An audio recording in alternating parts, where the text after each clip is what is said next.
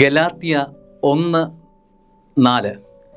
തിന്മ നിറഞ്ഞ ഈ യുഗത്തിൽ നിന്ന് നമ്മെ മോചിപ്പിക്കേണ്ടതിന് നമ്മുടെ പിതാവായ ദൈവത്തിൻ്റെ അഭീഷ്ടമനുസരിച്ച് നമ്മുടെ പാപങ്ങൾക്ക് വേണ്ടി അവൻ തന്നെ ബലിയർപ്പിച്ചു.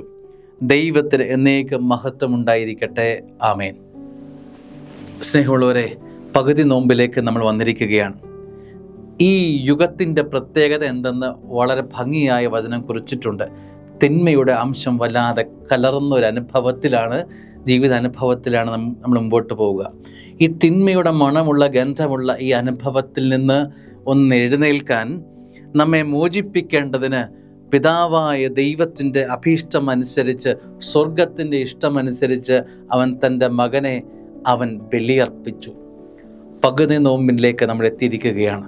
ഈ പീഡാനുഭവ നാളുകളിലേക്ക് നമ്മൾ അടുക്കുമ്പോൾ, സ്നേഹമുള്ള ദൈവ പൈതലെ, ദൈവം തൻ്റെ മകനെ ബലിയർപ്പിച്ചത് ഞാൻ ഈ പാപ അവസ്ഥയിൽ നിന്ന് എഴുന്നേൽക്കുന്നതിന് വേണ്ടിയിട്ടാണ്.